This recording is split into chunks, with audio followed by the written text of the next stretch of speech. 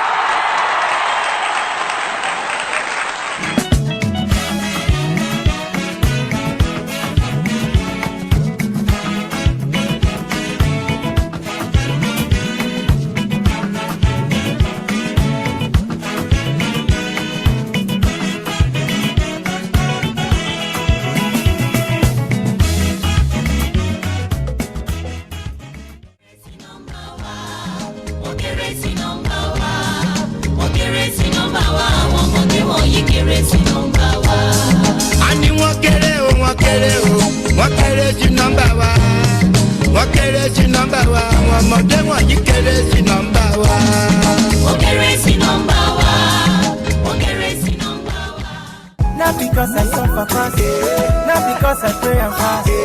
No be your show, no be that. I'm watching.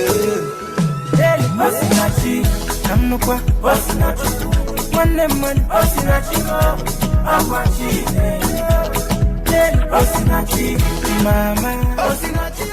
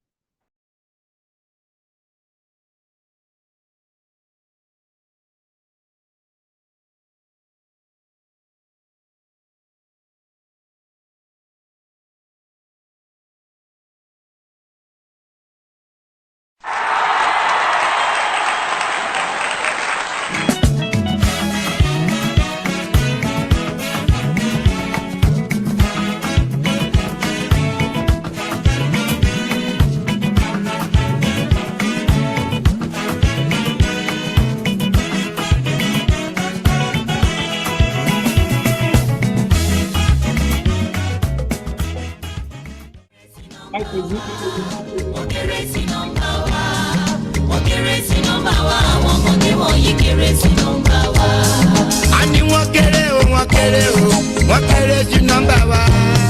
Wọ́n kéré sí nọ́mbà wa, àwọn ọmọdé wọ̀nyí kéré sí nọ́mbà wa. Wọ́n kéré sí nọ́mbà wa. Wọ́n kéré sí nọ́mbà wa. Not because I suffer fast, not because I pray and fast. No be your show, no be that. I'm watching. Daily, Osinachi, Namukwa, Osinachi. One man, Osinachi, I'm watching. Daily, Osinachi, Mama, Osinachi.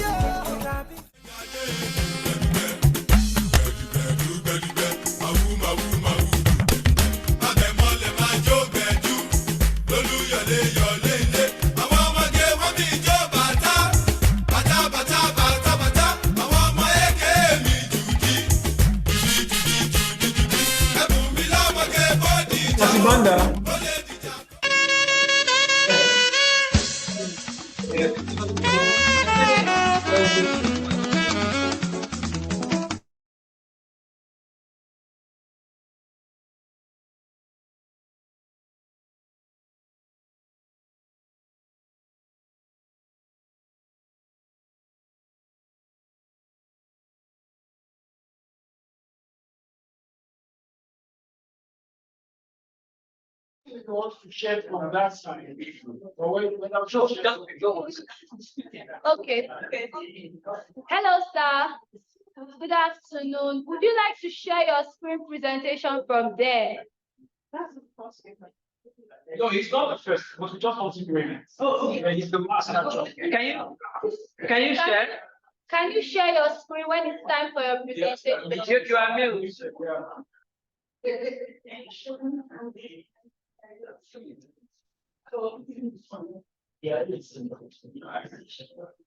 Yeah. So, are you able to share your screen? Let me check. We're not asking you to share English. We're just asking you your name. Okay.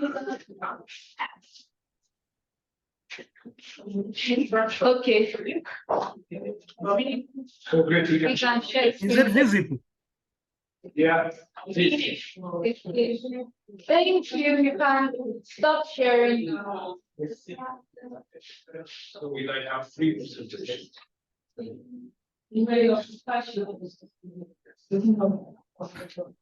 So you guys have 30 minutes each. So now I'm not sure that's research interesting. If you can speak to him to stop sharing. Just speak up. Okay. Hello, Shibanda. How are you, sir? Yes, Doc. Okay. I'm fine. Can you stop sharing for now? When it's time, we just wanted to be sure that you are able to do it. Now we see that you can do it. So can you stop sharing for now? When it's your time to present, Okay. But just we have you sent it to me, so we have a physical copy as a backup here with us. So in case there's an issue later, do not worry, we have a copy here in the room. Is that fine? Oh, yes. Oh, perfect. So we will start on time. 2 other colleagues are here. It's a panel of 5, but we've got 3 of you in the room already. So we're just waiting to start at 15:45 Nigerian time. Your mind. 15:45. I'm in Central Africa. It means it's South Africa is 16:45. That's correct. 16:45. Oh, Are you presenting from Pretoria? no, from Botswana. Oh, from Gaborone. Yes. Likai Baba. Kirait. Kirait. Yes. And once I start sharing.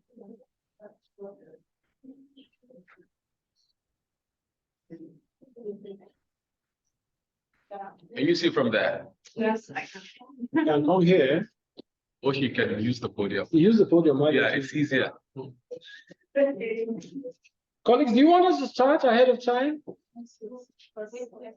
Right? I don't think it's a crime. Enjoy. Sure, okay. Yes.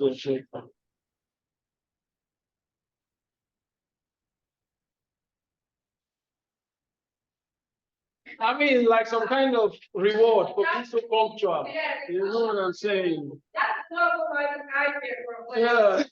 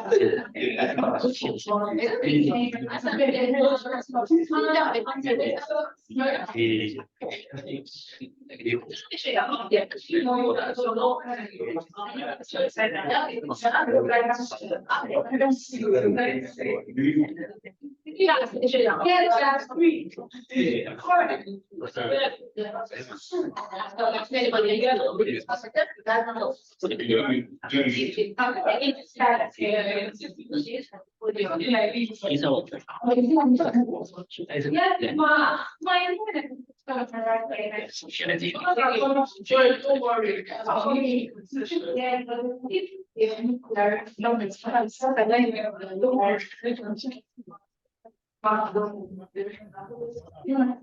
I'll forward your name to Tinubu for Usher General of the Federal Republic.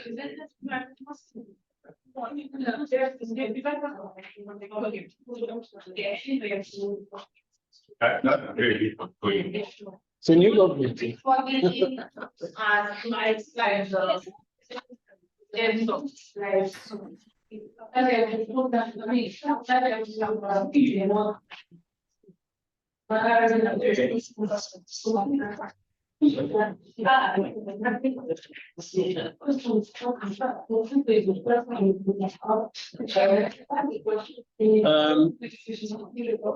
Sorry, what's your name? Imushe. Did you transfer Kwezi? KWAZ. That's what it starts. Let's transfer it there. Then you must return the stick to her. I think it's fast.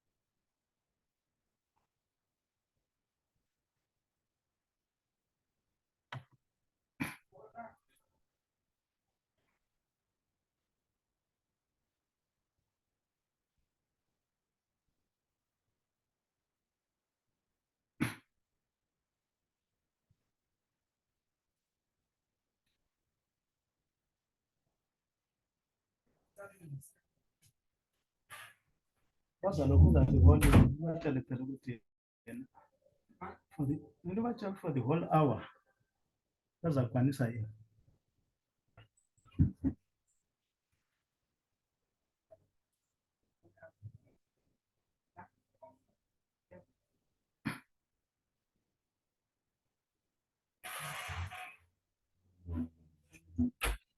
No, sasa yenza uzasima uzakhala ya affect lokhosa.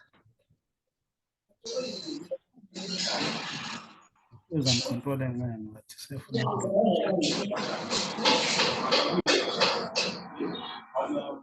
uhamba la babuya belokhosa.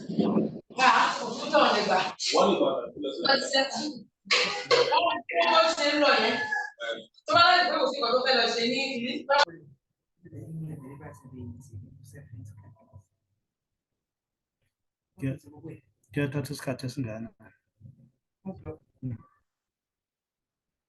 Ungabamelela ukusilokhoza labo quiet. Ungabamelela uhambe labo quiet.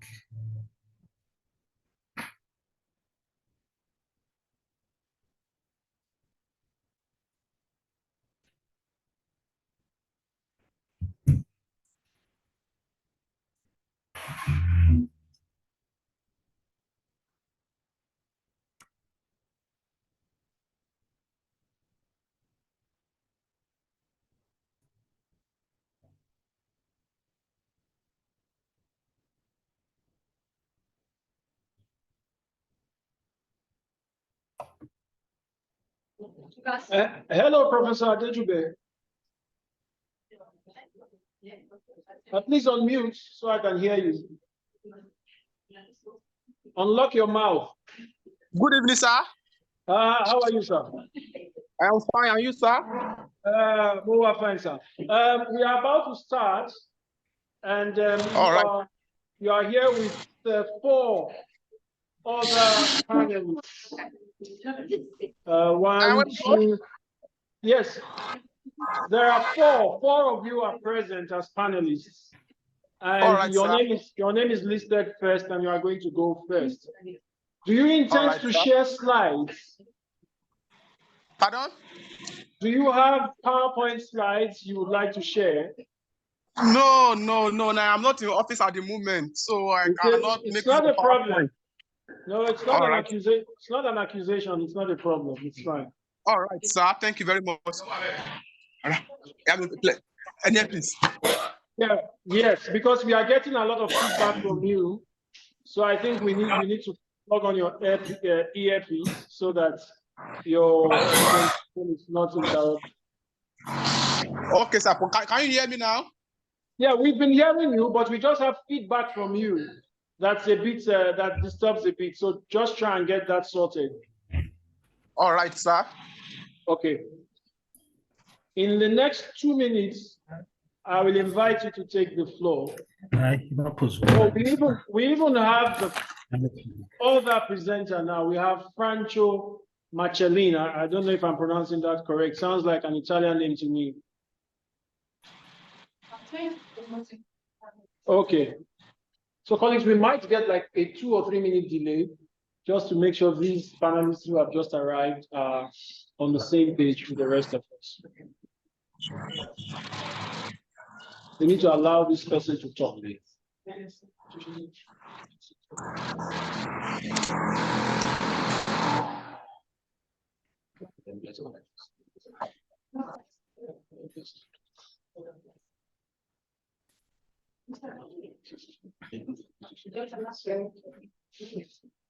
Nadia. Yeah. Were you able to promote the other person? He's not logged. He's not Friday. Okay. When you join. Okay. All right. Good afternoon once again. Thank you for coming to this panel. This is session 7B, running from now 15:45 to 17:45 Nigerian time. Decoloniality in Transition, Part 1. I will be chairing this session. My name is Agogo Akbome. I am currently based at the University of Zululand in South Africa. I'm in the Department of English. I'm happy to announce to you that all our panelists, we have seen them. We can feel 4 of them. And one of them we are trying to ensure is presenting remotely, it appears. We are trying to ensure that he's able to come on. He's listed as a 3rd panelist. So we'll carry on trying to get him on board. But in the meantime, we will begin because the other panelists were here very punctually. I won't waste your time further. I will now like to invite the first panelist. I've not been able to get a bio for him, but we can see in the program, if you have the hard copy of the program, is on page 57. He is from Decoloniality University. That is in Ondo town, is it? In Ondo town, in Ondo state of Nigeria. Yeah, so which city is it? Is what I'm trying to pick up. Akumba Akoko. Is that correct? Yeah. Akumba Akoko, yeah, I have 2 colleagues in that university as well. So he is presenting, the title of his presentation is,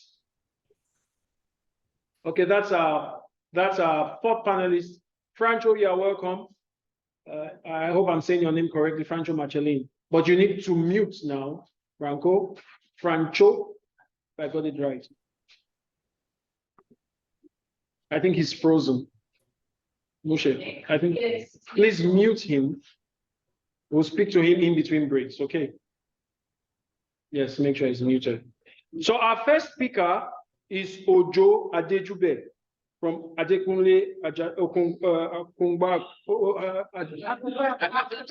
Adekunle Ajashi University. Ajashi University, Agungba Akoko. His paper is titled Poverty of Religion, Religion of Poverty, Demystifying Colonial Intriguing in Nigeria. Fantastic title. Professor Adejube, the floor is yours. You have 15 minutes. Each of us will speak for 15 minutes. Colleagues, are we okay? Yes. And then we'll use the remaining time for discussions. Thank you. Professor Adejube, the floor is yours. Good evening, everyone. I am Adejube Ojo from Decoloniality University, Department of History and International Studies. I am here. I am glad to be part of LSE present panelists. I am to present a paper, Poverty of Religion, Religion of Poverty, Demystifying Colonial Intrigues in Nigeria. The interest of this paper is to consider what has changed in the religious activities of Nigeria, both in the contemporary society. And this we look at the contemporary society is a manifestation of Professor Adeaja of blessed memory, who postulates history as change and continuity. And this has actually made in-depth comparison between the past and the present phenomenon of every society, most especially in Nigeria. So we're looking at the contemporary practice of religion in Nigeria and the way it was being practiced. So why I decided to make use of Professor Adeaja's definition of change and continuity is consequent upon the fact that at some point, Nigeria was in a state of pre-colonization. We also had an epoch of colonization before we now have the modern, what's it called, post-colonial era. So looking at this, it is very important to note that the sources and the deadly history of Nigeria cannot be adequately discussed without a keen study or proper reference to the active role played by the contemporary religious practice and its modus operandi. This is consequent upon the fact that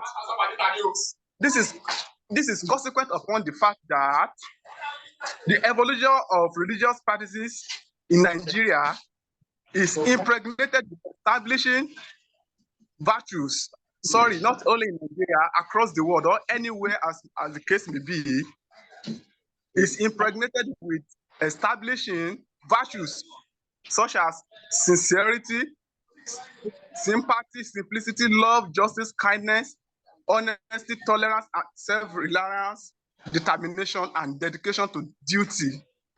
And all these are manifestations of what is described by God as oneness and unity. So, but then, because of the instilled nature of these values, people become disciplined, law-abiding. Others are established as peace and stability are prevailed. The implication of this value becomes the essence of good governance that guides the productivity of every society, which eventually leads to development. So the need for political stability, rather, in Nigeria cannot be overemphasized, perhaps because all segments of Nigerian society are bottled with political inclination, approach from different dimensions. The major interest of Nigerian religious prosperity is the relationship between religion and politics. So what I'm saying here is that the contemporary practice of religion in Nigeria is already mixed with politics. And as such, it has really affected the major practice. It is, however, interesting to note that the agitator has changed. This is because in Nigeria, before now, the practice of religion was so sacred. This is because what we practice, this is because we made use of African traditional religion, where we have the god of thunder, the god of iron. So the sacredness gave the citizens and those who practice it not to misbehave, to ensure adequate practices. This is because there was an instant judgment for everybody that goes against the stipulated rules and regulations that guides the practices. But then, when Christianity came in, from the era of 1884-85, where Africa was partitioned, and introduction of Christianity into Nigeria, this has changed. So prior to the advent of Islam and Christianity in Nigeria, a large number of the populace had a strong belief and followed various indigenous religions, like I said earlier, and practices that existed in Nigeria. They believe in the existence of Supreme Being who created the earth and everything and the existence. However, the followers of tradition consider the Supreme Being as too high, and that is the reason why they have to pass through intermediaries, which I have mentioned before now, like the god of iron, the god of thunder, what we call Ogun, Oya, and some other deities like that. And it has always been real and genuine, because looking at the level of development as at then, the unity. So looking at the level of development as at then, the religious practice actually conformed, because there was no mutilation of religion at all. So in the contemporary society, starting from the early 90s, it is interesting to mention that various doctrines, like I said earlier, that the advent of Christianity has changed everything. That is, the importation of foreign religion over our indigenous religion has actually affected the practice of religion in Nigeria. And the question that is supposed to ask by anybody practicing religion is that the practice of religion is expected to be a kind of proper management of national development program, protection of programs and life and property, peaceful and harmonious coexistence among neighbors. But then, looking at the pragmatic approach of religious practice in Nigeria, what has been the contribution? I just want to notify you have 5 minutes more. Carry on. Sorry for the interjection. All right, sir. What has been the contribution of religion to Nigeria's development? How has religion manifest the moral value in Nigeria? How far has religion contributed to the security architecture of Nigeria? And what is the level of trust, unity, and honest among religious leaders in Nigeria? What we have is religious manipulation as against unity. And that would take me, because of our time, that would take me to the fact that from the 1990s, where we have different Pentecostal churches, who has established as a religion and as a doctrine, what caught my attention is the fact that most of these churches are interested in establishing institutions where we are, for instance, we have the Bowen University owned by the Baptist Church, the Fountain University, the Islamic Church, we have Bishop Ajay Crowder, Anglican Church, we have Redeemers University by Redeem, we have Landmark, Covenant, Jabu. How many congregational citizens are able to afford this institution? Practically, our people are being indoctrinated with religious biography, whereby they practice a religion, they democratically practice religion, which has not benefited them, because they have the belief that the foreign religion that has been introduced has hampered the African traditional religion. This is consequent upon the fact that African traditional religion is tagged as being barbaric, archaic, and obsolete.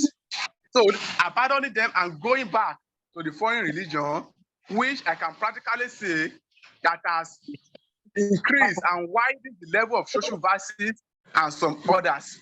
So I will now submit by saying that Senator Senghor has said something in his concept of negritude, which we call acculturation, not totally expunging the African traditional religion, because before now it has brought unity, and the contemporary religious practices in Nigeria has created most disunity, because what we have today is scramble for resources and not posterity that is being. Thank you very much. Thank you. Thank you very much, Professor Adejube, for concluding in time. I just want to ask colleagues, since he's giving us a few minutes, do we want 1 or 2 immediate responses after each presenter for just a minute? And then we can also come back to that presenter at the end of all the presentations, because now we have all the presenters here and you may lose track of what you want to say immediately. If you want that, we could take 1 or 2 quick responses and then we come back. Do we want that?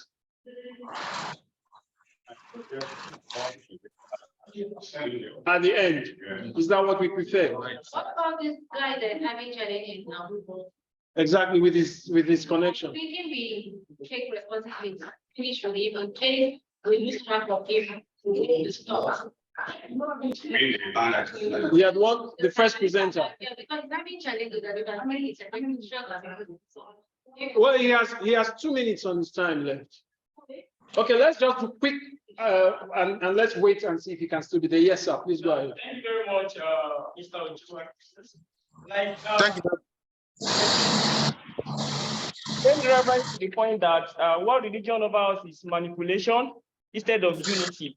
And then you made reference to the fact that religion, most especially, you cited Christian organization in Nigeria establishing higher institution that their members cannot attend. But then I beg to disagree, sir, that in this case, historically, history of us was a source of information about how the past behaves, how it follows the present, and in turn, how it influences the future as well. Now, historically, we found out that when the colonizer came with their religion, and it came also with the perks of education. And these schools, the likes of CMS, the likes of Methodists, the likes of Baptists, all paid. They were fee-paying schools, they were not free. So I beg to disagree in the sense that we cannot shift the responsibility of the irresponsibility of the government to religion. We should be able to hold our government to account, and in the process of not shifting blames, and also being able as a citizen, as a good and responsible citizen, that we ought to project. Now, we should not shift the responsibility, the irresponsibility of our political leaders to that of religious institution. Accordingly, as it is obtained in the Christian, we also have Muslims organization also establishing universities. As I'm talking about Al-Iqman University in Kwara State, Nigeria, so I beg to disagree on your particular point. I think you should just factor that in. Thank you. Thank you very much. Please, can I respond, please? When I said making interventions, I didn't mean complete the conversation. We just make 1 or 2 quick interventions, which we'll come back to. So, colleagues, there will be time. But take note that I have to cut you short if you go beyond maybe 30 seconds, and if it's not direct, because we have a full room. These are very interesting topics, and we just have to kind of talk to the chase. But thank you for that. We'll now move to the second. I note your hands, man. We get to the second presenter, who is Abimbola Babatola. She is a post-grad candidate at the Institute of African and Diaspora Studies here at UNILAG, and she is interested in the socio-religious dispositions of Yoruba traditional childbirth attendants. She's passionate and interested in the stigma and stereotypes that women who engage in assisted reproductive techniques face. It's now her time to speak to us on the topic, Contemporary Africa, Challenges of Globalization and Modernity on the Continent. Bimbola, the floor is yours. Easy from there. Yes, I can. Good evening, everyone. I'm so pleased to be here. My topic is Contemporary Africa, Challenges of Globalization and Modernity on the Continent. I'm sure there's nothing we've not heard about globalization or colonialism. I won't want to bore us with that. But the significance of my study, or the question my study is focused on, is, yes, even the little ones, they know about colonialism, they know about our African experience with colonialism. But how long do we keep chanting colonialism and keep blaming colonial experience? Now, the aspect my research, my paper is focused on is that globalization has had both positive and negative impacts, but the negative impacts outweighs the positive impacts. So the question my research paper is focused on is that do we blame the failings or the challenges of globalization on our weak institutions or on our colonial experience? So please, let's have that question behind our, let's note that question down, because this is supposed to be an interactive session. It's decoloniality in transition. That's the theme of this session. So please, let's know that. Are we supposed to keep blaming our colonial experience, or we blame our weak institutions? Africa has been a large part of the global economy. Please, I think you have to do it from there. Yes. So once I just say the next slide, you have to. Okay. So Africa has been a large part of the global economy since colonial era, although the continent has mostly been a taker rather than a maker of rules. I hope we understand that we've been a taker of rules. They decide for us. They decide how our structure should be for us. We keep taking rules, despite the fact that we have large resources. We have so many resources here. But what exactly is Africa doing wrong? What are we doing wrong not to put us on that pedestal of globalization? That is what I'm speaking on today. And I would not like to bore us with slavery and colonialism. Please, the next slide. So slavery has denied the African continent the needed manpower that could have laid the foundation for national and continental transformation. That is, slavery has, let's not deny the fact that slavery and colonialism has destroyed our manpower and the foundation that should have transformed African states from developing countries to developed countries. We can't deny that fact.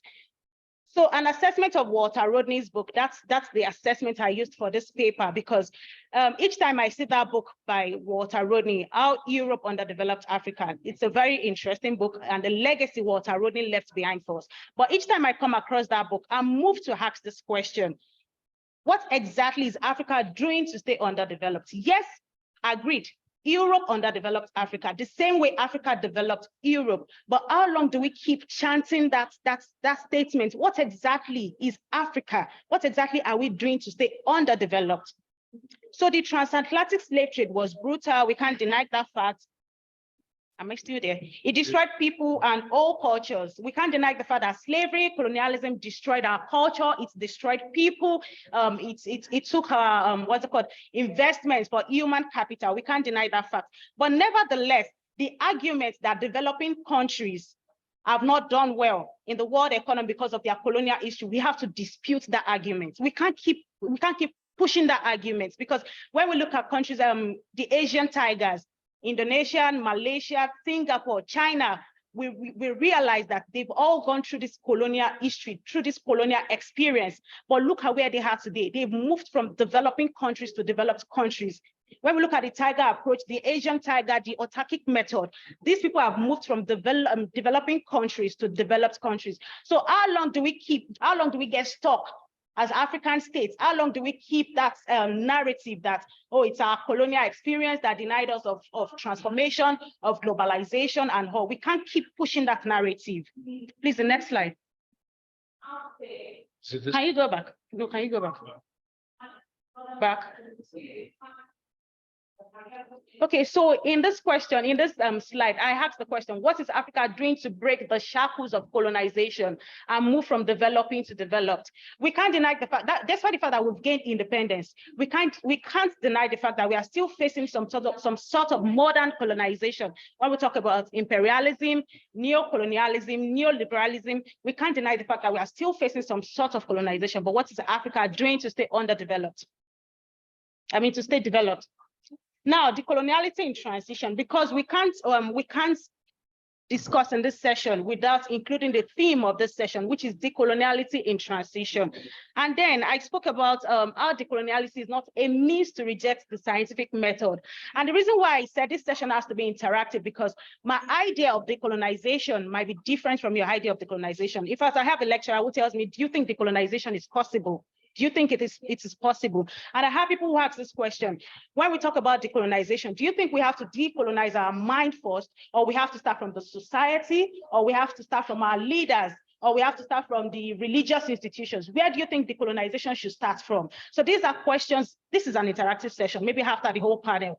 So decoloniality is not a means to reject any scientific, medical, social, or ethical advances, but we should see decoloniality as a wave of restoration. Some people, they focus their mind that decoloniality is not possible. There's nothing we can do. Let's just keep following the Western values. How long do we push that narrative? So decoloniality is not a wave of restoration. I mean, it's a wave of restoration. It is renewal, it is rediscovery, and it seeks to validate the multiplicity of our lives. It looks as if African states have been stuck and we are living another person's life. We can't deny that fact. We are living on another person's value, on their global standard. What happens to our own standard?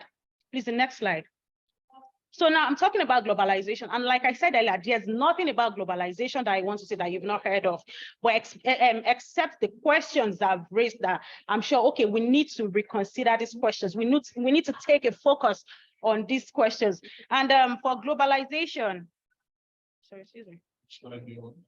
Yes, okay. So I said globalization changes the way trade and financial exchange and interaction occurs. And the first statement I made is that globalization has both positive and negative impacts. We can't deny that fact. Despite the fact that we've benefited from the positive impacts of globalization, when we talk about technology, when we talk about accessing new things, when we talk about being in other people's business and all, but we can't deny the negative impact that is robbing us of our culture, number one, of our economic system, of our political standard. The next slide, please. So looking at the theoretical framework, I looked at world systems theory and world systems theory by Immanuel Wallenstein. This theory argues that when we look at this theory, we realize that capitalism propels globalization in a way that Wallenstein believes that the global structure is made in such a way that the peripheral countries or the semi-peripheral countries like Nigeria, like most African states, we keep struggling. He positioned that theory in such a way that that is how the global structure is, and that is how we should take it, that we keep struggling while the core countries, they keep robbing us of our resources. And then when we look at Karl Marx theory, which is about the proletariat and the bourgeois, Karl Marx said, the proletariat, they need a revolution. Now, I linked my paper to the trade unions, because we can't talk about globalization without looking at our trade unions in Africa. Our trade unions are so weak. What are we doing to empower these trade unions? When we talk about NLC, TLC, OAT, Organization of Africa Trade Union Unity, when we look at this trade union, are they doing what they are supposed to do? Are they addressing the lifeblood of the economy, which are the proletariat, which are the workers like us? Are they addressing our interests? Are they putting our interest in the global structure? So when we talk about globalization, I feel we don't need to keep pushing the colonial experience all the time. We need to look inwards. What are we doing back home in Africa not to be a rentier state? And when I talk about rentier state, I mean In Africa, we keep relying on our resources. We are not focusing on human capital investments. We are not investing in our human capital. We keep relying on our resources. Oh, we have oil, we have different resources and all. But what are we doing to bring back income? We keep promoting our resources and pushing it to the core countries. They keep robbing us of our resources. But what are we doing to boost our own economy? Please, the next slide. Yes, please. Okay, this is a question that came to my mind while writing this paper. I don't know how this sounds to everybody, but it has a way of rethinking, of refocusing. This is a question I asked myself. Does Africa truly have a place at the table? Even if they keep deceiving us, we need to ask ourselves that question. Do we truly have a place at the table? In the global structure, our trade unions, are they sovereign enough? Our legal, our legislative, are they sovereign enough? Our executive, our judiciary systems, are they even sovereign enough to address the right issues? I've seen cases whereby the National Labour Congress would say they want to go on strike. And once the federal government say, oh, it is not yet time for strike, stop that strike. And they put it on hold. I've seen situations like that. But these are institutions that are supposed to be sovereign enough. They are supposed to address the issues affecting the lifeblood of the economy. We are the lifeblood of the economy, not the bourgeois. We are the proletariat, working, promoting the income of the economy. So I talked about challenges of globalization, cultural globalization, Western values, politics and business culture are being successfully transmitted across Africa. And who are the owners of these values? The Western. We keep promoting their value. I'm not saying it's not good to envy good things, no. But when we push aside our own values and we keep promoting the values and the culture, the business of other people, Africa has been made a dumping country. They dump their substandard goods, they bring it here, and we keep promoting such substandard goods. We don't promote our local goods. Yes, economic globalization. Africa has continued to decline deeper and deeper into poverty. We can't talk about globalization and not talk about poverty. Economic globalization has been fueled by market forces that are much more interested in profit. When we look at these core countries, and when I talk about core countries, we talk about Britain, Canada, USA, Japan, Germany. These are the core countries. They are more interested in profit. They are not interested in holding our hands. One of the theories I use is Rostow stages of development. And when we look at that Rostow stage of development, we notice that Rostow said the core countries are supposed to hold the hand of the peripheral countries. They're supposed to hold our hand and move us from the second stage to the third stage.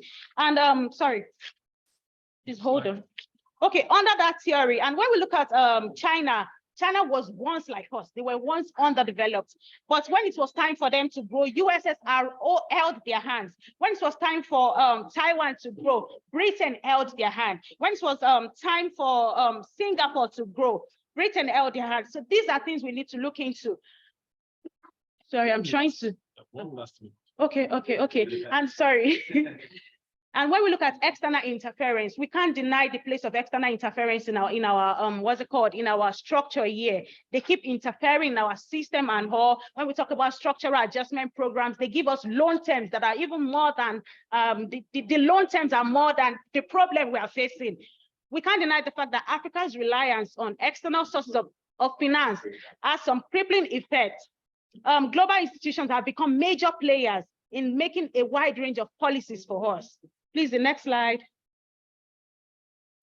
And global inequality. If you look at, the diagram I have here, if Africa is to reap the potential benefits of globalization on each of those progress on each of those fronts will be required. Financial inclusion, access to development finance, a global financial safety net. That is when we are getting loan from these people. They should not give us terms that are even more rigorous than the problems we are facing. Sorry, my conclusion. Yes, this is my conclusion. So indiscriminate consumption, and this indiscriminate consumption is talking about our African leaders, the 1% of the 1%. You need to cut down on your consumption. We need to maintain a macroeconomic stability and emphasis on stability, on our economic stability. When we have policies, we need to implement these policies in a way that it is not just affecting the bourgeoisie. What about the proletariat? What about we, the workers of the economy? Then investment in human capital. We are the human capital. The governments need to keep investing in human capital to grow that index. And when we talk about democratization and institutionalism of political parties, it is of great importance to know that development is impossible unless we have genuine democracy. What we have is not genuine democracy. We can't deny that fact. Respect for human rights and peace and good governance. What you can do better than that. What a spirited presentation. Thank you very much, Abimbola. Thank you. As you said, it's going to be interactive. There will be more time. Colleagues, allow us to change a bit. Is there a burning response? 20 seconds, sir. Yes. Okay. So we have 5 presenters and miscalculated the time, not 4. So if we don't do this, we won't go through it. Yes. Okay. I just want you to be based on the way you started the presentation, the way you concluded. First, I introduce you to some theories again that is useful because I see that in your paper you have a mix of the culture of materiality and that of modernity. And what I mean by that is the aspect of cutting down the cost of governance, as well as the implications of globalization. So Okay. Thank you very much. That's a very professional, short intervention. We thank you. Our next speaker is joining us on Zoom, and he is Franco Macellin. I'm not sure I'm getting it right. Please correct me. Yeah. Please unmute him. Yeah, he has to. Can you hear me now? Yeah, I can hear you. Your presentation is titled, as I can see on the program, Haiti, from Maron Nation to Refusal Nation, the unending struggle of the Haitian masses against Haiti's colonial states and its violence. He is from the Florida International University. I'm sure that should be in the United States of America. I think he's joining us from the US. If I'm wrong, you can correct. Correct. Yeah, but the entire cyberspace is yours right now. Go for it. You have 15 minutes. All right, cool. Thank you so much. Yeah. I want to say hello to everyone. I want to say thank you to the organizer that helped setting up this event. Thank you the previous participants that have presented so far, and the other ones that I'll be able to get the chance to hear their brilliant ideas. And thank you to the audience so far for being so attentive to the whole session. So as already mentioned, my name is Franco Marcelin. I'm a PhD student at history at Florida International University. I'm going to be presenting this working paper entitled Haiti, from Maron Nation to Refusal Nation, the unending struggle of the Haitian mass against Haiti's colonial state and its violence. So the paper will examine the dichotomy between the Haitian masses that maintain an anti-colonialist tradition in the way of life in Haiti and the political elites that have adopted Western approach to govern the state. Examining the sociological division in Haiti is important because it helps to understand the crux of the different conflicts that have developed in Haiti throughout the nation's evolution. So to start, I'll just give a quick background of Haiti. Haiti gained its independence from France in 1804 and become the first Black republic in the world. So the thing is, although Haiti was freed from France, the country remained very much a colonial state at its political core and intellectual core. So the new ruling class of Black generals and mulattoes that came to power after independence sought to build Haiti to the larger perspective and images of Western state formation of the 19th century, within which the states function as a paternalistic entity that regulates civil society to industrial labor for the interest of the bourgeoisie class. So the Western vision of the state formation in Haiti would never materialize, fortunately. To what can be called refusal, Haitian civil society or the mass would protest the state, resist its encroachment, create its own counterculture, and operate autonomously against the background of the Western state, a system envisioned by the elite class. But before I begin, I want to define what is refusal, because the refusal is basically the premise of this paper. So refusal is an anti-colonialist and decolonial practice by the Haitian mass. So the practice of refusal by the Haitian can be best understood through its decolonization and its dialectic sense. By dialectic, what I mean, it's not simply to resist that is anti-colonial, but resistance in itself is a strategy of retention and cultivation culture. And the culture is a African ancestral values that slave from Africa has brought to Haiti. So refusal as anti-colonial practice in Haiti is not a static or singular thing. Refusal can take different form historically and has taken different form historically and can be multiple and like in a set of time.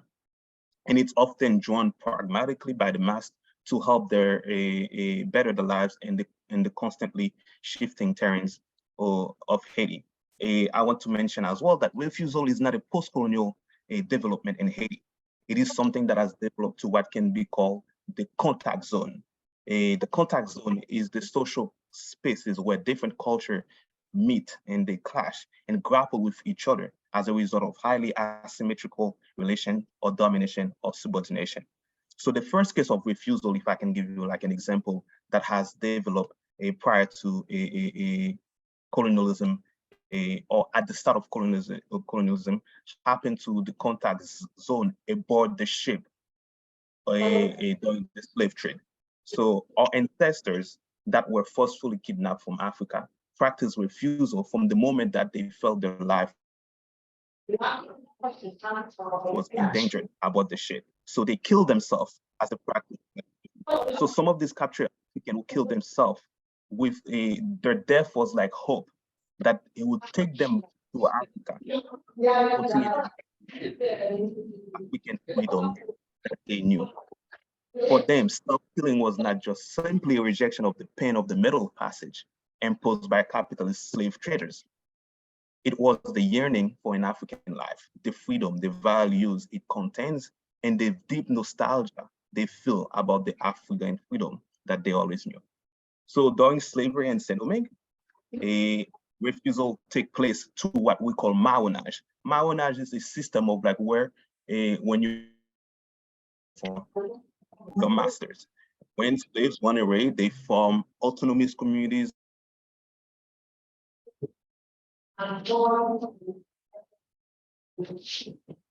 Preserve the African culture, spiritual practice, and system knowledge that they always had. So refusal and its dialectic identify and ceremony that has led to the Haitian Revolution. So in Saint-Domingue in 1794, in that ceremony, there was like a African-born slave priest that presided over the ceremony. This is what he said in his statement. He said, "This God who made the sun will bring us light from above, who raised the sea, who makes the storm rumble. That God is there. Do you understand?" He asked of his fellow comrade. And he said, "Throw away the image, the God of the white, who thirsts for our tears. Listen to the liberty that speaks for all our hearts." So this declaration, Bookman, that priest, he formulated his philosophical ideas of refusal to Afro-preservationist notion of freedom, and inspired his followers to revolt against the master without consideration of 19th century ideas of enlightenment as liberty, has existed in the West. So the message that Bookman is basically like trying to put forward is to people in the diaspora to basically like preserve the way of living that they always knew, the way of freedom that they always know, which was an African ideal. So during the Haitian Revolution period, refusal continued as a system of practicing in Haiti. The Haitian mass refused the concept of enlightenment, concept of work as freedom in that period. So they reject cosmopolitan Haitian revolutionary leaders such as Toussaint Louverture. So for example, Toussaint Louverture was one of the Haitian revolutionary leaders in Haiti. So he attempted to construct Haiti using administrative model after the French Republic. In contrast to Toussaint Louverture, what the mass slave or freed slave wanted to do is to practice subsistence agriculture instead of like practicing what the plantation system that the French had imposed in Haiti. And this practicing of like subsisting agriculture reverted back to their way of living in Africa, where production of foodstuff was not commercialized or mass produced for profits. Subsistence for like those people was part of a building of community, connecting with nature, promoting wellness. It was physical, mental, spiritual, and social realm, which was existed in Africa. So what we are seeing there is that in contrast to Toussaint, the mass accepted the ideas of Bookman that location could not deny them their Africanness. The idea of refusal for them was that they believe if memory and practice of what that memory contained is cultivated in the diaspora, the African essence or the Africanness within them or African freedom within will still be able to live. You've got so 5 minutes more. Society, yeah, thank you. In today's society, we continue to see that system of like refusal. We have like a system we call LACU system in Haiti, and it's prevalent among rural area in Haiti. The LACU system is a provincial, family, collective property owning communities with voodoo temple, rural market, gardens, leisure, art, craft, and the mass live independently from the state in this kind of a setting. So, and what a Haitian scholar best described the LACU system, he described it as like the habits of African legacy in Haiti, which embodies ambivalence toward capitalist production, consumption, and the centralization of a nation. Say, and to finish, because I'm running out of time, I want to mention Haiti has developed from like a colonial setting to now what we call post-colony. Under the post-colony, the state exploitation of the mass no longer occurs from like a oppress, a mass and then a oppressive state. It's more convoluted now. It's no longer fit the binary. So the Haitian mass in that case practice refusal to multiple means. They practice refusal to what to music, to art. It no longer fits the binary logic of like disengagement from the state. Sometimes those refusal that the mass practice today can have even contradictory logic to what they are fighting. But I want to finish by saying that whatever the Haitians are doing, the Haitian mass are doing to kind of like refuse the state paternalistic Western vision to govern them, it is still refusal, even in its contradictory purpose. And the reason why it is refusal, because the main point that they are trying to do is basically like to reject Western capitalist core of the state formation and to basically like preserve African cultural retention values and ancestral values that they always known and has bring up during the Middle Passage to Haiti. So this is my presentation, and I'm happy to answer questions whenever you have. Thank you. Oh, thank you very much. Great, thank you. You had 2 minutes to spare. 30 seconds of those 2 minutes will give to anyone who has a burning, immediate question or contribution. You may not answer immediately. You may answer when it's time for the interactive session. Anyone with a pressing, burning point to make? Okay, if there's no takers, I'll be the one who takes it. I was disturbed a bit by the connection. I would be glad if later you can tell us what the difference is between resistance and refusal. You seemed to imply that. I didn't hear you very correctly, or maybe I missed it. And yes, that would be the beginning point, and how Toussaint's leadership is contrary to what you identify as the core of the refusal practices. But thank you. One more time, let's give it. We will now go on to our next speaker, who is Nadir Abdullahi Nasidi from Ahmed Bello University in Zaria. He teaches in the Department of History, but currently is on a study leave at the Department of History in the University of Ghana in Legon, who has his first PhD in art history, and whose presentation is titled Post-Apartheid Africa, South African Roads Must Fall as a Social Movement. Next time, Professor. Yes. Yeah, it's fine if we clap for him. It's all right. Thank you very much. Please, I'm sorry because I am making a presentation while sitting in the middle of my speech. So for that, I would like to. So my name is Nadia Abdullah, and I teach in the Department of History, Ahmad Bello University, Zaria. And the title of my presentation today, as you can see, it was a part of South Africa is growth and fall as a social movement. It's more or less more of thank you. Okay, thank you. It's more of an appraisal of what transpired in relations to this very event that I'm going to talk about. Can you, I don't have the pointer. Okay, so as we all know, in the history of South Africa, the people have suffered immensely. Okay, they have suffered immensely during colonialism, which is one of the worst type of colonialism that has taken place in the history of Africa. Because unlike the colonial project in Nigeria or in Ghana or in any other African country, this one is a total control to the extent that the people were dehumanized.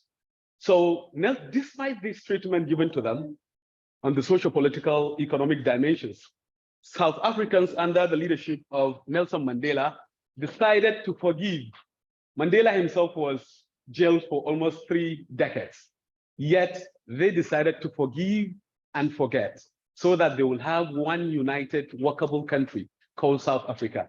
However, the aim of this dream was to create a country in which all that recognizes that all people are born equal, with each entitled in equal measure to life, liberty, prosperity, human rights, good governance, and so on and so forth.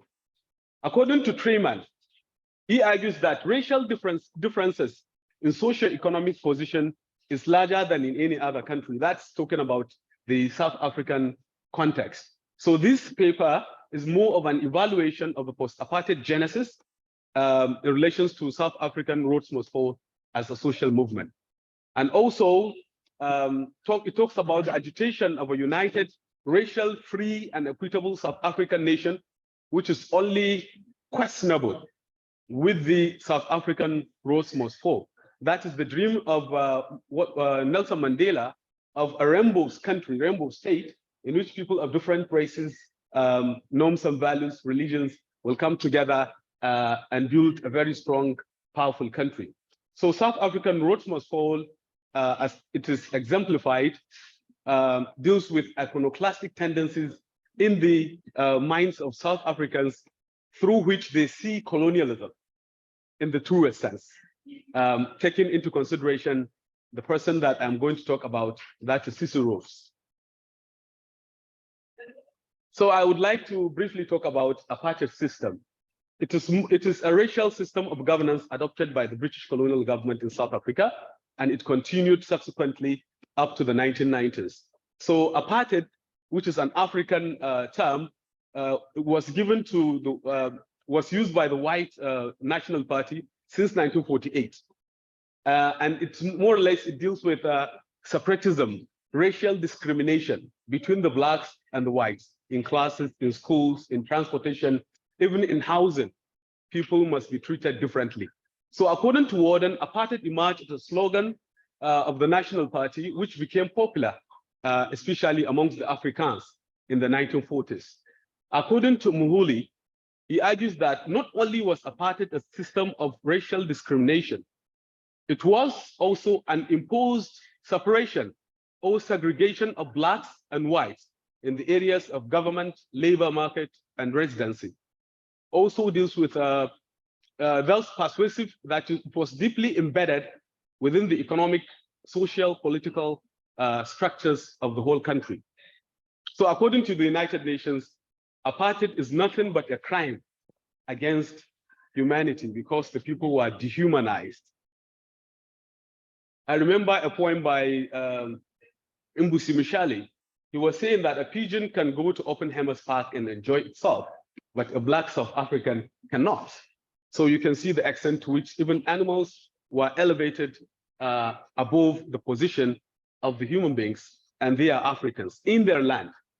So though the apartheid government turned a cavalier attitude towards many calls and agitations from different parts of the world, not just from the South Africans, but from African countries, non-governmental organizations, international organizations, but yet the system continued. Many of the African countries got independence in 1960, most of them. But South Africa, it went to the extent of even coming to the 20th century, up to 1994, because the independence that was given to them was more or less called a sham independence. So in the 1960s, the ANC members were killed. Many of them were jailed, some banned, exiled, and so on and so forth, just because they were fighting for freedom, fighting for the liberation of the South African country.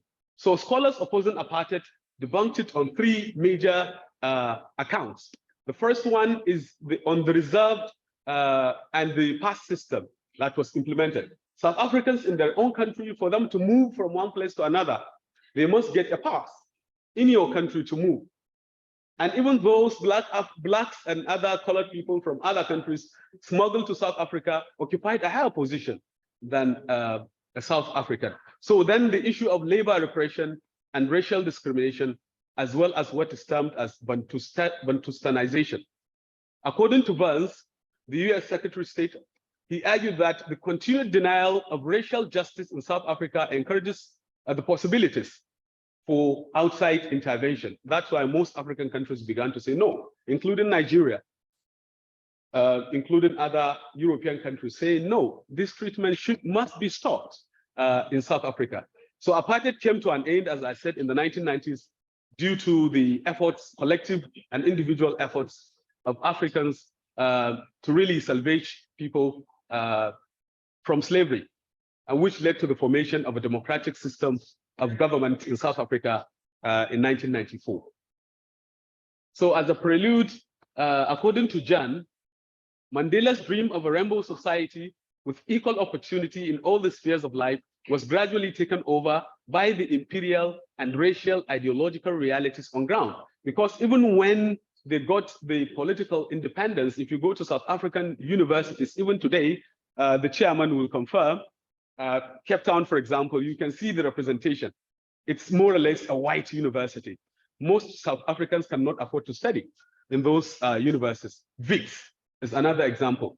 So why should we have the strongest universities in one country that are populated by the whites or the colored people or other Africans from other countries who came on sponsorship, while the very people who own the country cannot really have access to education like any other white person in the country? So you can see how the Mandela's dream of a rainbow country was betrayed. So despite the fact that indigenous South Africans held onto political mantle of power, as I said, since 1994, when you look at the economic aspect, it's still under the white domination. So political emancipation with little more is more or less is not more than a sham independence. You have a political power, but you don't have economic power, not even the education power, which is one of the major factors that can drive development in a country. So all these factors paved the way for the South African Rhodes must fall, which I'm going to explain. Rhodes, I'm going to give a brief on him. He was born on 5th July 1853 at Hertfordshire. Cecil John Rhodes was the name. He was a British mining magnate and a politician in South Africa. He served as Prime Minister of the Cape Colony from 1890 to 1896. And after several attempts he made to become a successful agriculturalist, which he failed, he finally joined the diamond trade, which normally takes place at Kimberley, because Kimberley has a large deposit of diamond. So South Africans, Europeans who are just coming to explore, to exploit, to take resources from Africa for their companies and firms in Europe. And this person, this guy, apart from the fact that he was a brutal colonialist during that time, he was heavily supported by the British colonial government because he was supplying them with what they need. That is the diamond. And they even supported him to the extent that his company became one of the largest diamond exporting companies in Africa because of his relations with the British. So within 20 years in business, he nearly dominated the whole diamond world. Okay. So when he was in this political power, there is this Glenn Gray Act of 1894. So he made sure that this law gave some rights to Black South Africans to have land, to have access to land. But he made sure that no, this was modified, rectified so that they will not have access to land. According to him, because he wants to stimulate them, that is the Black, to labor and change their habits of laziness, of course. So Rhodes Must Fall was a movement which took place in South Africa on the 9th of March, 2015, originally against the statue of this guy. Because when a person died and he is immortalized, you build a statue. That means you want to celebrate him. So what is the reason why the whites in South Africa and the British government are celebrating this guy to the extent of even erecting statues, his own image in the university campus in UCT? So students began to rebel against that. It started since 1950s when African students also began to ask for the removal of the statue from the university. So the campaign later took ground and it crystallized in 2015, which led to its removal. They were taking pieces, throwing at the statue. So, and on 9th April 2015, following the UCT Council vote, the previous night, the statue was demolished. And then this movement was headed by this Chumani Maxwell, who picked one of the buckets of pieces that sat reeking on the curbside and hurled its contents to the bronze, which led to, and they used the social media platform, Facebook, hashtag, that is Twitter, saying that Rhodes must fall. We don't want this statue. Why? Because he is symbolizing colonialism, symbolizing domination of the South African people. So why should he be celebrated on the university campus? To the extent that another university was named after him, that is Rhodes. So let me quickly, because of time. So Rhodes Must Fall is more or less a collective movement of students and staff members mobilizing for direct action against the reality of institutional racism that is at the university campus in Cape Town. So the fall of Rhodes, as I argued, is symbolic for, it symbolizes the inevitability of white supremacy, the fall of white supremacy in Africa. Whether we like it or not, we must talk about decolonization.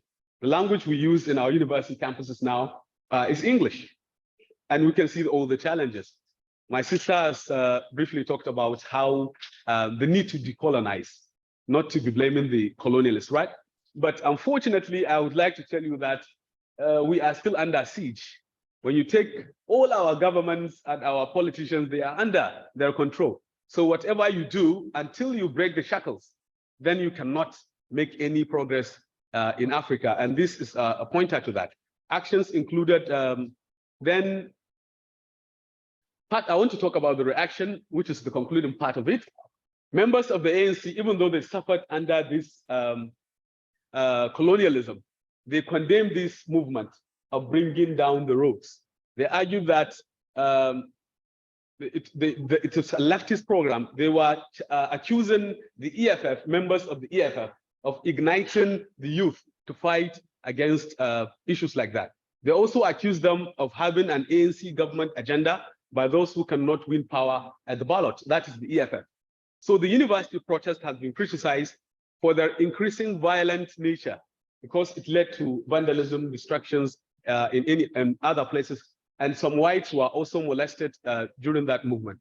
So coming down to 2020, because at Oxford University, you still have the Statue of Rhodes. So people after this Black Lives Matter protest in the 2020, during the Corona era, people now are agitating for the removal, even though they said they don't have the money to do so. So what I'm trying to, the question that I'm trying to throw at this panel is that, do you believe that structures that remind Africans of colonialism will definitely ignite radical decolonial tendencies? Thank you very much. Thank you very much. You have a 20-minute quick Pressing comment. 20 seconds. Thank you for that correction. Going one, going two, gone. All right, let's proceed to our final presenter for this afternoon, and is Kwezinko Sibanda. Baba Sibanda, are you there? Yeah. Yes, I'm there, Doc. Okay, he is presenting on coloniality of differences in the Botswana primary school living education social studies curriculum. He is a doctoral candidate at the University of South Africa, but he's speaking to us right now from Gaborone in the capital of Botswana. Baba Sibanda, over to you. You have 15 minutes. Thank you. Let me share the screen. Sharing the screen. Yeah.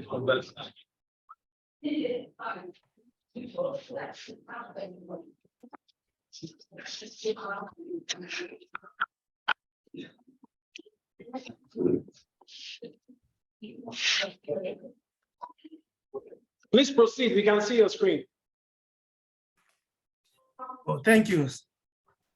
I would like to thank the organizers of this great conference, which is a Pan-African conference. And I'm presenting from Botswana, and originally I'm from Zimbabwe, while I'm studying in South Africa. And my supervisor is from Nigeria. So my outlook is purely African. Yes, and from my discussion here, I'm discussing about coloniality of differences in the Botswana primary school living education curriculum. My stance is that as Africans, we are one. Right, I'll present the introduction and background to the state of Botswana. I think we can see the picture here. It shows the three chiefs.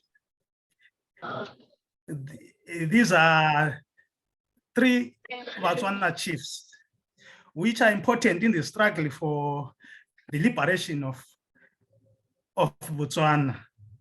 There are three of them Botswana speaking chiefs. So this actually speaks about the hegemony of Tswana culture or Tswana ethnic group in a country where there are more than 20 ethnic groups, which include non-Tswana speaking. In the background, from colonization, the country was declared a protectorate by the British and named Bechuanaland, which means the land of Botswana. Already that's where we start to see the hegemony and the coloniality of difference, where Botswana become more important than other ethnic groups. I think from the previous speaker, we see also the hidden hand of apartheid, because in apartheid there was Bantustization, where there was the land of the Zulus, the land of the Tswanas, the land of the Xhosa. This one becomes the land of Botswana, even if they are non-Botswana also citizens in that country. So after independence, the country is named Botswana, and this is a continuity because it continues the hegemony of Botswana, the Tswana speaking. The colonial government exercised indirect rule through the chiefs, and only 8 Tswana chiefdoms were recognized. The rest, and Botswana, like the Sand, were taken to be stateless societies. The Khoisan actually were said to be nomadic, Hottentots, people without language, without religion. So they were not recognized as beings. It's only the Botswana who had accepted Christianity who are recognized in this colonial arrangement. So that is the logics of coloniality. Then post-independence, the curriculum also rubber stamps this arrangement by trying to an assimilationist strategy where everybody should learn Setswana and English. Even other ethnic groups like the Kalanga, which comprise about 11% of the population, they are converted into Botswana.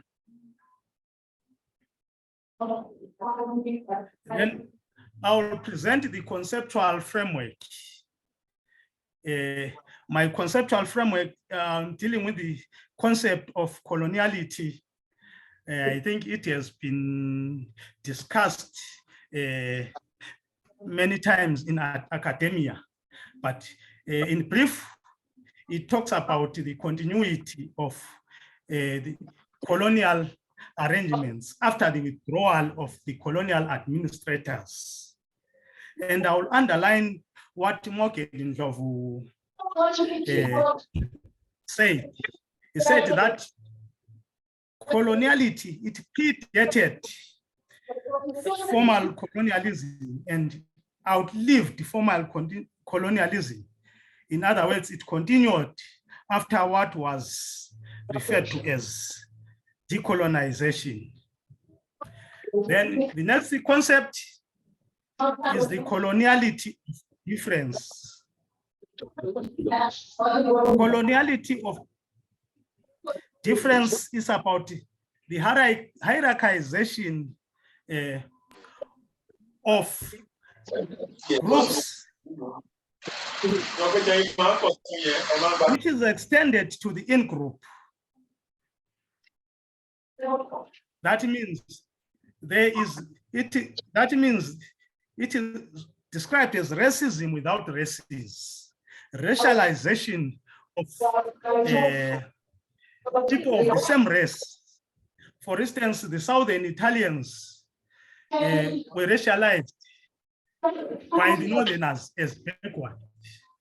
The Roma people racialized in the European Union, even though they are members of the European Union. Also, when we talk about xenophobia, it mainly targets Black Africans. So that is the coloniality of distinction. Then lastly, the colonial library, which is presented by V.Y. Mutimbe. This is an invisible library which presents Africans as savage and backward. And it's also reproduced by the African scholars. They adopted this colonial gaze when they are presenting about the Africans. Okay, you have 5 minutes. Thank you. Right. In my presentation of the colonial logics in the curriculum, first I'll look at the Mfecane. The Mfecane, according to Morgan Ndlovu, the causes were invented and inverted. In other words, the protagonist, the whites, they are exonerated. Instead, they are presented as saviors, so that they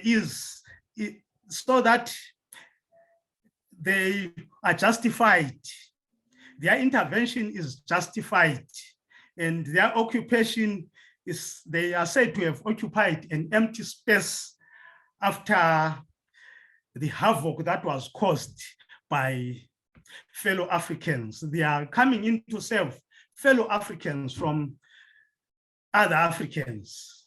So in the Botswana PSL curriculum, the main destructive agents are the Ndebeles and the Kololos, while the Boers are exonerated.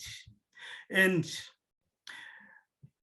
I have the question here on the causes, and the answer here will be, the cause will be population increase, and the arrival of whites is the wrong answer. It's also interesting that under the consequences or effects of infection, acquisition of guns for defense by Tswana Kingdom is presented as a positive effect, ignoring the fact that the presence of guns on its own was a cause of destruction or a cause of commotion. So those who provided the guns actually are presented as saviors by the colonial library. Then we look at the origins of the people of Botswana. Again, this rubber stamps the Berlin Conference cartography. According to Ndlovu Kacheni and Moyo 2023, Africans never crossed the borders, but it's the borders which crossed them. But in this case, ethnic groups are presented as originating from certain neighboring countries as if they were straight boundaries, whereas some boundaries were contested. For instance, the boundary between the Ndebele Kingdom and Botswana. So this will foreignize the Ndebeles who are actually present in Botswana. They are presented as foreigners, whereas they were there or they existed prior to the demarcation of this border. We also have 2 minutes more. You have 2 minutes. Thank you. We have a word in Botswana. They are not mentioned. It's like they don't exist. Then next, in the logics of coloniality, we look at nationalism and independence struggles. The role of Tswana chiefs and national leaders, especially of the ruling party, is overemphasized to justify their continued hegemony. What T.O. Ranger called a patriotic history in Zimbabwe, which portrays or emphasizes the role of the ruling elites, ZANU-PF, in this liberation struggle. So in my conclusion, the PSLE's social studies curriculum reproduced the colonial library. It continues the exclusion of non-Tswana communities who had not accepted Christianity. As a result, the colonial anthropologists did not recognize them. It also leads to the minoritization and foreignization of some ethnic groups in Botswana, like the Xhosa and the Ndebele. Therefore, my conclusion is that there is need for the decolonization of the social studies curriculum at primary school in Botswana. Thank you. Well, thanks to our 5 presenters. I made a small mathematical error in the beginning. Maybe that's why I teach in the Department of English rather than in the Department of Maths. So we're now left with less than 15 minutes to engage these extremely exciting presentations. I don't know how we're going to do it. We're going to limit our comments, and speakers, I'm going to appeal to you to limit your responses. We'll try to get no individual comment should go beyond 1 minute. please, whether it's a comment or a question or a response. Since some of the presenters are in the room, and since there's internet, you've got WhatsApp, you've got email, the conversations we cannot complete in the next 10 minutes will always carry on. So I thank you very much. I'm now going to ask the colleagues we are going to take 2 sets of 4 interventions from the colleagues in the room, and then we'll give 1 set of interventions to the presenters. Ma'am, you had your hand up that first time. Do you still want to speak? Now I'm speaking to the colleague in front, right? In glasses. So you'll be 1, Sai will be 2, then you'll be 3, Sai will be 4. We'll take that question. In that order. Go. Yes, you. Okay, me. In glasses. Thank you, sir. Yeah. Sir, it's just an observation. Yeah, and you speak louder. It's an observation from the paper presented by Ojo Adejube from Adekunle Ajashin University. The other time, the colleague sitting beside me said that he made mention that some religious organizations were building schools that their members cannot afford. That he was saying that he did not agree to that statement. My observation is that the presenter is not just saying that. He's saying that based on the fact that most of these religious organizations have commercialized religion. That was what he said while making that observation, while he was presenting his paper. It's a pity he's no more here. So that's just my observation. Okay, thank you very much. Yes, Alicia. My interpretation, and we need to inform. If the question is directed to Nadi Abdullah Nasidi. My question is, I know in South Africa we have Peter Botha, John Foster. What makes Cicero unique in that apartheid period? Thank you. Okay, that's a good shot. That would be on the famous content. Thank you. I have a question for Nadiru too. I want him to make me understand if there's any connection or relationship between the road must fall and the xenophobia that is currently a common narrative in South Africa. Then to my sister, I have also an observation and also a question. Africa decolonizing itself, it's something that is beyond Africa. Because I want you to look at the role of the superpowers and the international multinational corporation. These two have a very great role to play in Africa. And they wouldn't want Africa to be decolonized because they know what they are getting. Please, I want you to shed light on that. Thank you. Okay. We have 4 years. 1, 2, 3, 4. Number 3, number 4 is this one. Thank you so much. These are wonderful papers. I really enjoyed every paper, but I have 1 or 2 comments. The first one is for Abimbola. You have done a massive work. It's a huge project. I'm afraid the scope might be a lot for you to take, but you talk about economics, you talk about culture, you talk about foreign intervention. So probably you might have to consider how to narrow down and focus on one specific topic.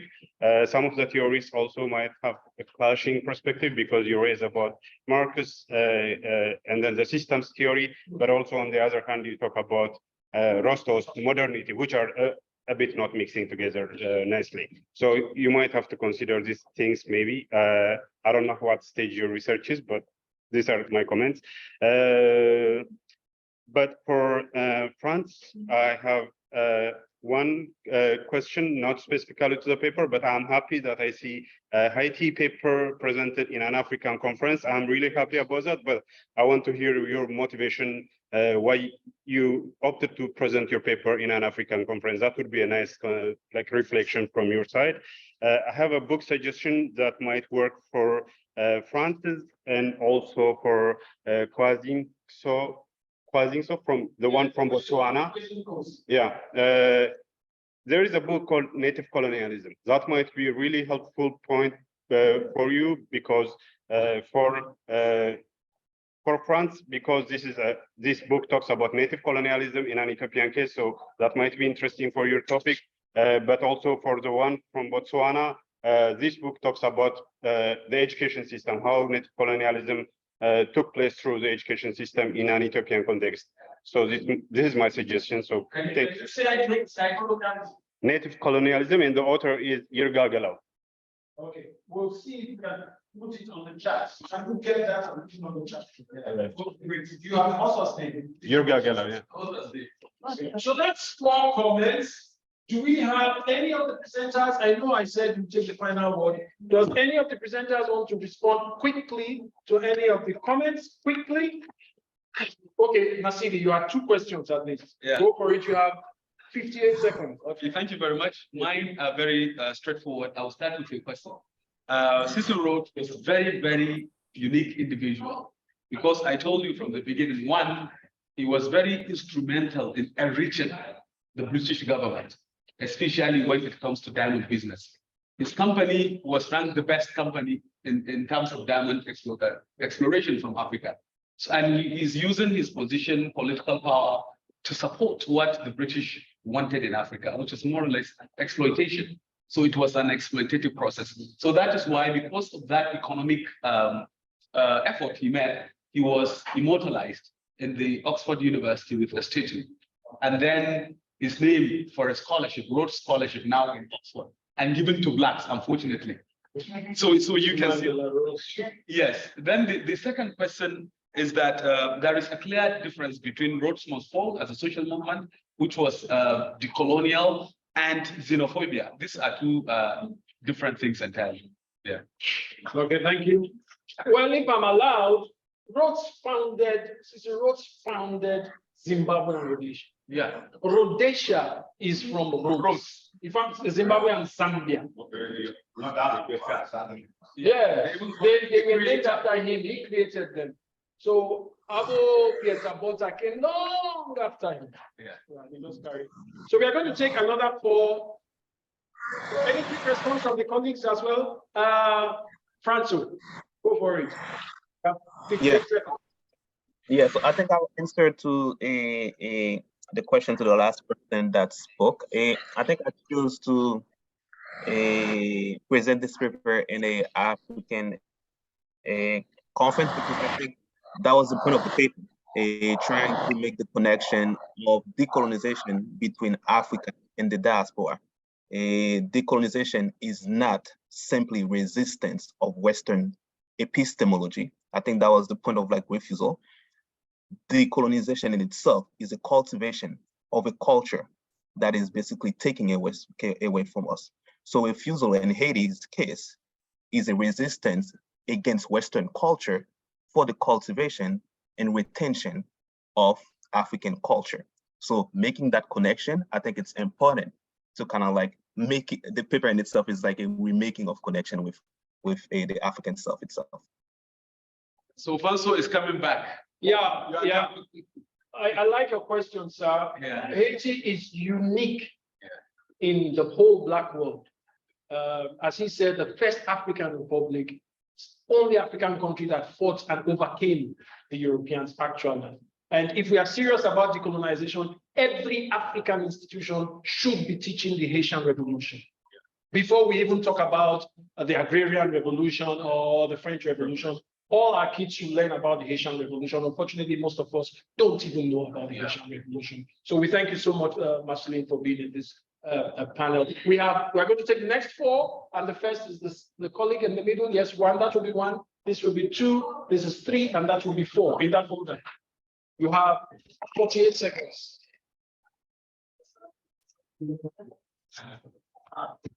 Okay, I want to ask Mr. Nasir Abdullahi. You've said a lot about apartheid and the effects. So I now ask, what is the way forward? Because we keep, people keep coming out, writing about but what is the way forward? Should we continue to live in the past? So what new is your paper bringing to the table? So, and also to Mr. Ojo, Ade Jube, yes. I say, what is the goal of your study? And do you really mean that? Okay, you didn't really explain the connection between the 2 variables that you're looking at. Are you trying to say that religion has actually lead to exploitation or poverty? So that is my. Okay.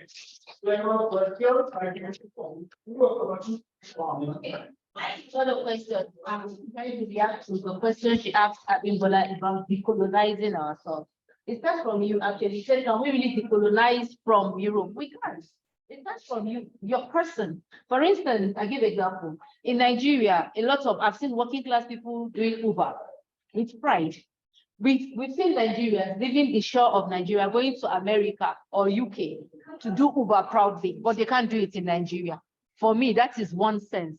If you can do it over there, you can do it here. So you start from yourself. You embrace who you are, your identity. You be proud of your identity. Then you work with your identity, just like what China did. China closed their doors. They looked at what is available. They work with what's available. And today they are not poor. And they noticed to an extent because, like in US, at a point, there's a particular product. China was producing the package. America owned the product. It got to a point China refused. They said, if you want us to continue, we will write made in China on the package, Mary Kay product. If you're a woman, you must know Mary Kay. And it got to the point that if you are not careful, you will even think it belongs to Chinese people. And it goes back to construction. You see every Chinese construction, you will see their logo, you see their language, and they do not. They are trying to tell you that I am Chinese. If you love my work, you must love my language. Then my language to know what I'm writing. Very simple. Start from yourself. Thank you. That was number 2. You are number 4, sir. Oh, okay. Were you 4 or 3?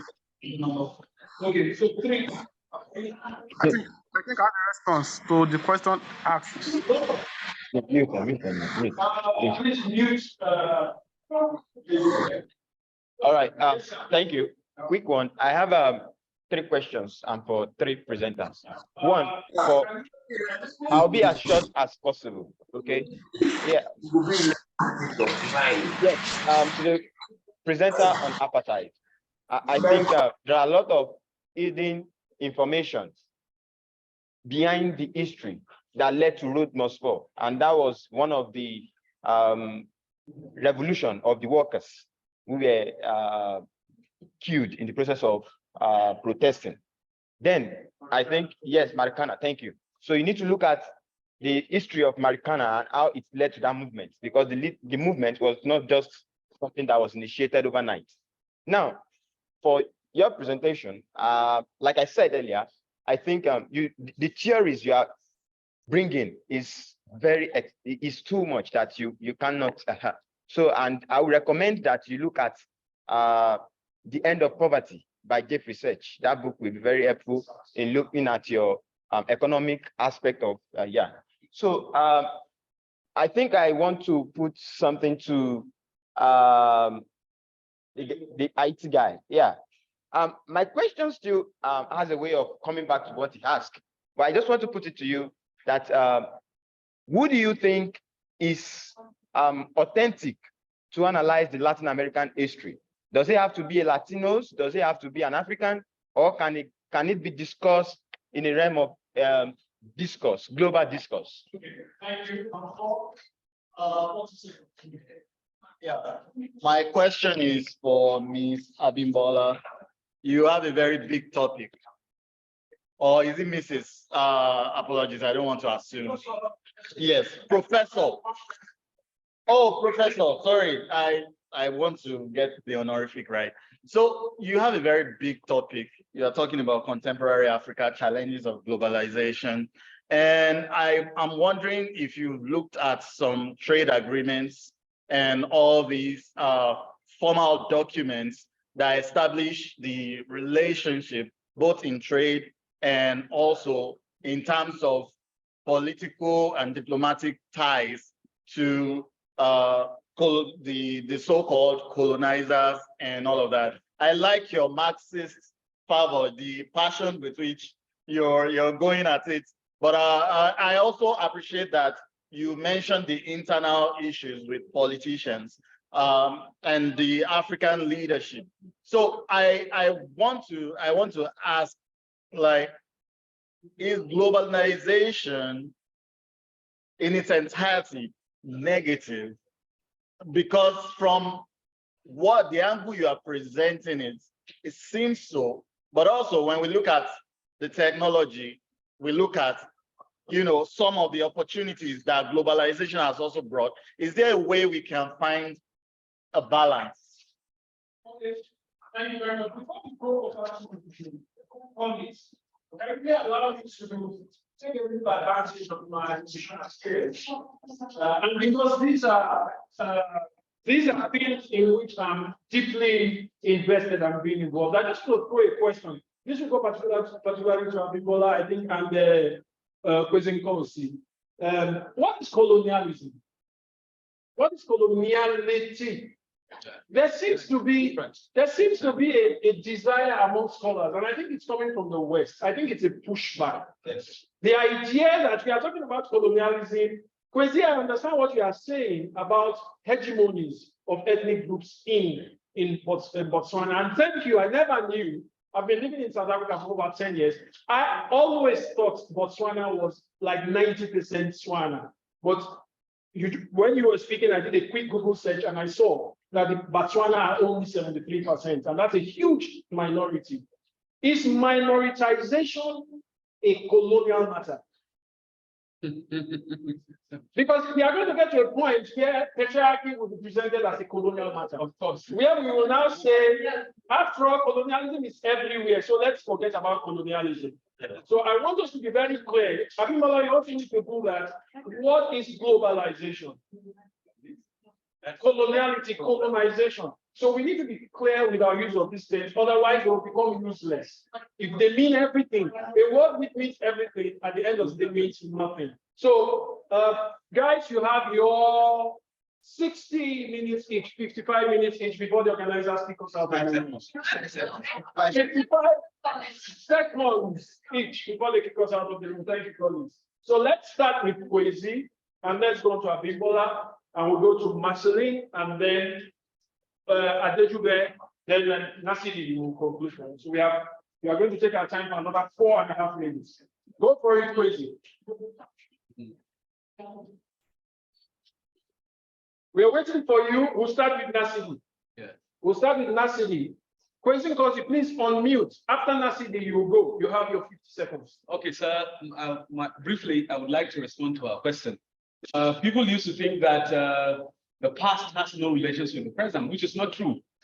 So it's not just because it's colonial, let's forget about what is going forward. Roads Must Fall is a reaction to what took place in the past. So we are not living in the past, we are living in the present. According to Professor E.H. he said history is a continuous interaction between the historian and his past, and an ending dialogue between the present and the past. And according to Cesaro, whoever refuses to learn lessons from the past is condemned to repeat it. Thank you. Who's next? You have 50 seconds.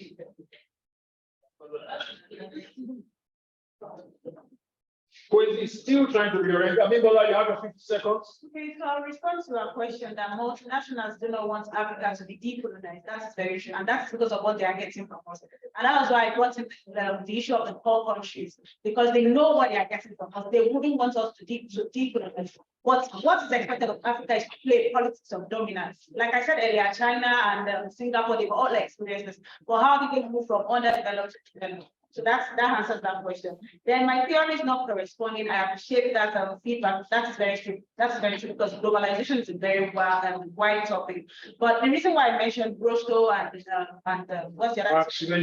Because you cannot talk about yeah, they are not supposed to be under that theoretical framework. Maybe I should have explained under some another part. But the reason why I mentioned Marxist theory, because you can mention proletariat and bourgeoisie. And Marxist came in because of the revolution. Marx called for the revolution by the proletariat, and it is this revolution I believe that will help the trade union when we play the politics of dominance. And then Rosto, I mentioned Rosto because of the stages of development. The core countries are supposed to hold the hands of the peripheral countries, and that was I mentioned Rosto. And then is globalization negative or positive? I wouldn't say it's positive, I wouldn't say it's negative. In fact, in my slide, which I couldn't project so well, I have something like that. For the optimists, they see globalization as an opportunity that is full of, they see globalization as full of opportunity. For a pessimist, they see globalization as full of challenge. And for an opposer of globalization, they believe globalization will bring about economic growth. So I believe it depends on our own projection or our own disposition to globalization. What do we expect from globalization? Thank you.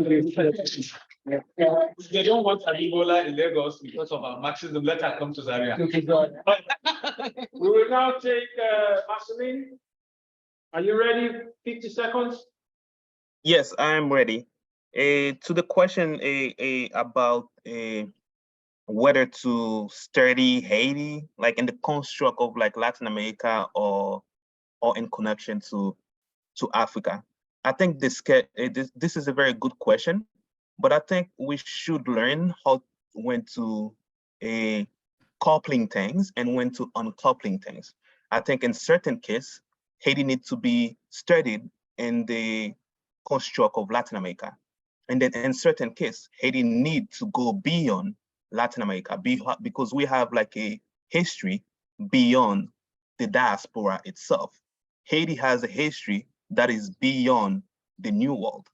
The connection between Haiti and Africa is prevalent. So we need to study it. So those are the connections. So I think like it's nuanced. We can have different conversation. Those conversations are complementary to each other.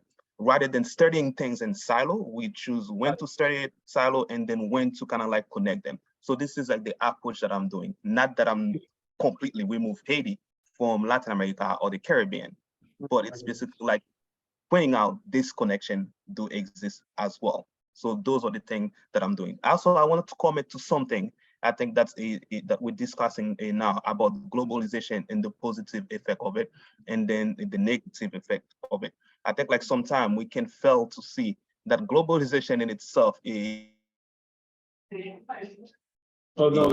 we say that there are a positive effect of global, we can kind of like excuse certain bad things that have happened like with this globalization. I think globalization. Oh, we have to let Francho go. I think he's the one freezing, not us. Yeah. Question Kosi, are you ready? It's also frozen. To certain people because it would They are all save your frozen. soul. But now But I see outside. yeah. It's us. It's us that are. Yes, thank you. Thank you, Marcelo. Sorry, we lost some of that because of the bandwidth. Yes, question Kosi, go for it, and then we'll come to you, Adejube. Right, I'm answering the question about the difference between colonialism and coloniality.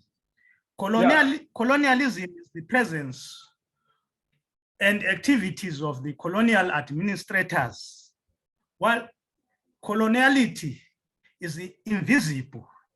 It is the logics and mentalities that sustain this colonial arrangement, the hierarchization of beings,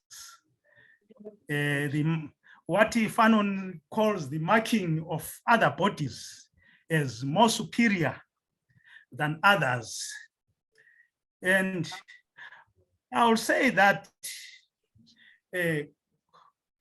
colonialism in Africa, because of the borders which are imposed by the Berlin Conference, sometimes some ethnic groups are divided. They are found in two countries because colonially, these boundaries were not meant for the Africans, but were meant for the colonizers, for the benefit of the colonizers. So okay, we'll take it there if you don't mind. I'm sorry because we are so over time, and we still have Professor Adejube, who's final comment from Adejube. But thank you for that response, Professor Adejube. 40 seconds. Thank you very much. Poverty of religion of poverty. Like the other woman said, I'm trying to look at the commercialization of religion with the incursion of the colonial West. If you look at this trend started from the era of slave trade. We had the legitimate trade after the abolition of slave trade in 1804, 1805, thereabout.